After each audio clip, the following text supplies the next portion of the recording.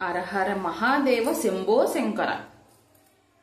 కార్తీక మాసంలో కార్తీక పురాణం 5వ అధ్యాయం వనభోజన మహిమ.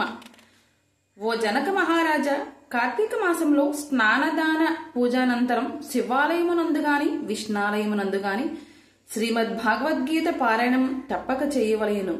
అట్లు చేసిన వారి సర్వ పాపములను నివృత్తి అగును.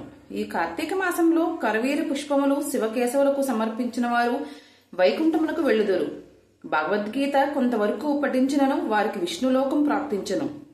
కడకందరి శ్లోకంలో నొక్క పాదమైనను కంఠస్థమునర్చిన యుడల విష్ణు సాన్నిధ్యాన్ని పొందుదురు.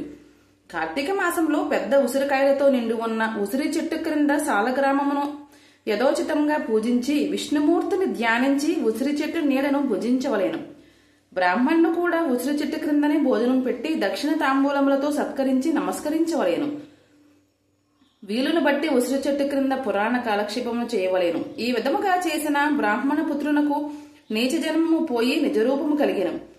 వశిష్ఠుల వారు చెప్పిరి. అది విని జనకరాజు, మునివర్య, ఈ బ్రాహ్మణ యమునకు నీచ జన్మ మేల కలిగెను, దానికి గల కారణమేమి అని ప్రశ్నించగా వశిష్ఠుల వారు ఈ విధముగా చెప్పనారంభించిరి.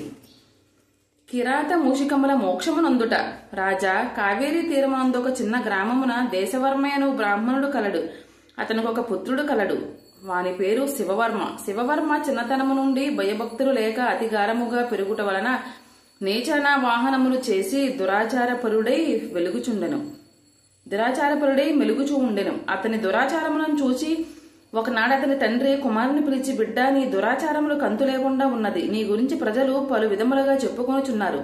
నిన్ను నిలదీసి అడుగుచున్నాను. నీ వల్ల కలుగు నిందలకు సిగ్గుపడుతూ నలుగురిలో తిరగలేకపోవచున్నాను. కానా నీవు కార్తీక మాసమున నదిలో స్నానము చేసి శివకేశవులను స్మరించి సాయంకాల సమయమున దేవాలయంలో దీపారాధన చేసిన ఎడల నీవు చేసిన పాపములు తొలగుటే కాక నీకు మోక్షప్రాప్తి కూడా కలుగును. కాన నీ వటిలో చెయ్యుమని బోధించెను. అంతటా కుమారుడు, తండ్రి, స్నానము చేయటం వంటి మురికిపోవుటకు మాత్రమే కాని వేరు కాదు. స్నానము చేసి పూజలు చేసినంత మాత్రాన భగవంతుడు కనిపించిన దేవాలయములో దీపములు వెలిగించిన లాభమేమి? వాటిని ఇంటిలోనే పెట్టుట మంచిది కదా అని వ్యతిరేకార్థములతో పడసరముగా సమాధానం ఇచ్చెను. కుమారుని సమాధానం విని తండ్రి, ఓరి నీచుడా, కార్తీక మాసం ఫలమునంతయు చులకనగా చూస్తున్నావు కాన నీవు అడవిలో రావి చెట్టు తొరయందు ఎలుక రూపంలో బ్రతికెదుగాక అని కుమారుని శపించెను.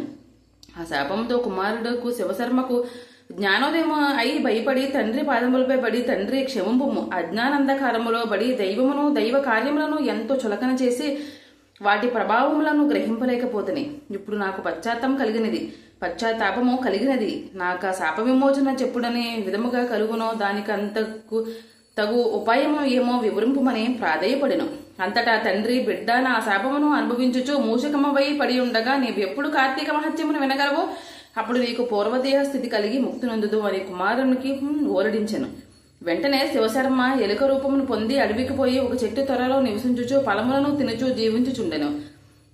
ఈ ఎడని అడవి కావేరీ నదీ తీరమందు సమీపమున ఉండుటచే స్నానార్థమై నదికి వెళ్లువారు అక్కడున్నను ఈ పెద్ద వటవృక్షం నీడను కొంతసేపు విశ్రమించి లోకాభిరామాయణం చర్చించుకునుచు నదికి వెళ్లుచుండేవారు.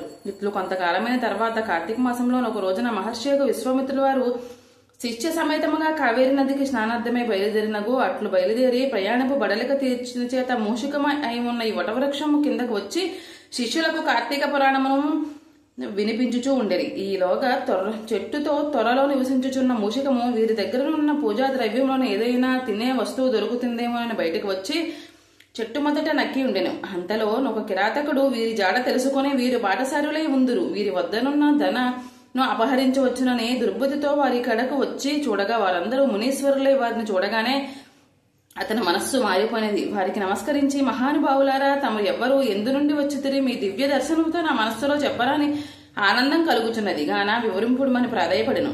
అంతా విశ్వామిత్రుల వారు, ఓయి కిరాతక, మేము కావేరీ నది స్నానార్థమై ఈ ప్రాంతమునకు వచ్చితిమి. స్నానం ఆచరించి కార్తీక పురాణమును పఠించుచున్నాం. నీవును ఇచ్చట కూర్చుండి సావధానుడివై ఆలకింపుమని చెప్పిరి.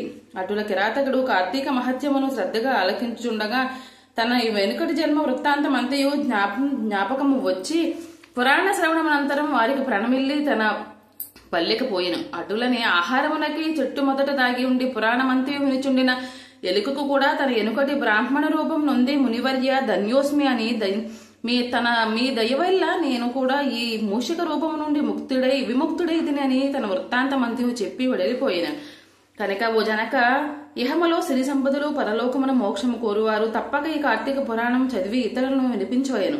పంచమోధ్యాయము 5వ రోజు పారాయణం సమాప్తం. హర హర మహాదేవ శంభో శంకర.